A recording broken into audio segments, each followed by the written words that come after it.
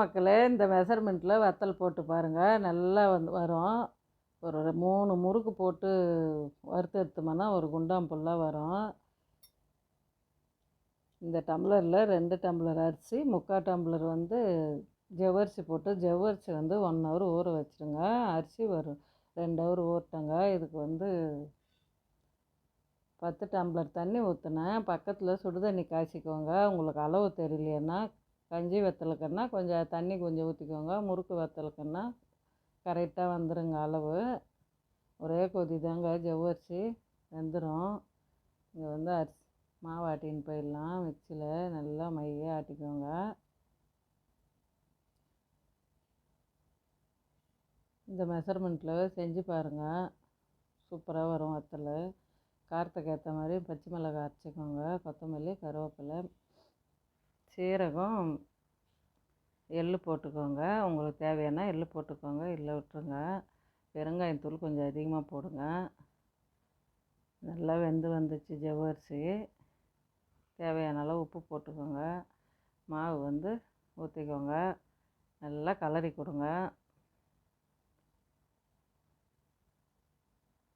அடுப்பு ஸ்லோவாக வச்சுக்கோங்க. அடுப்பில் செஞ்சால் தாங்க எங்களுக்கெல்லாம் ஈஸியாக இருக்கும். கேஸில் வேலை ஆகாது சீக்கிரமாக. இந்த மசாலா எடுத்து அதில் போட்டுருங்க.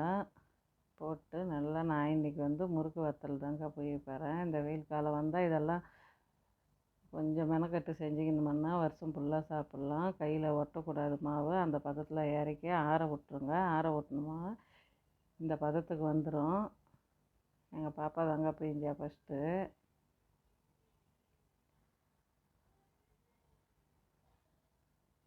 ரெண்டு நாள் வெயிலே காயல. இது எப்படியோ எடுத்தோம் வீட்டிலவே காய போட்டு. 3ஆவது நாள் வெயில் காய்ஞ்சிது. நல்லா தண்ணி தெளிச்சிட்டு அதே முறுக்காக வந்தது, சூப்பராக வந்ததுங்க.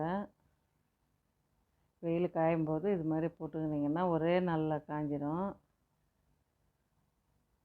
ஒரு நாள் எடுக்கிறோமுன்னா மறுநாள் தாங்க அது பிரித்து எடுக்கணும். அப்போ தான் நல்லாயிருக்கும்.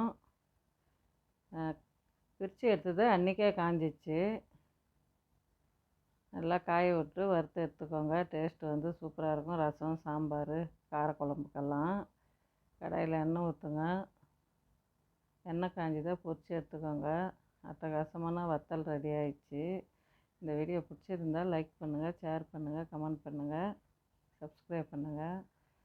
எப்படி மொறுன்னு வந்துச்சு பாருங்கள்.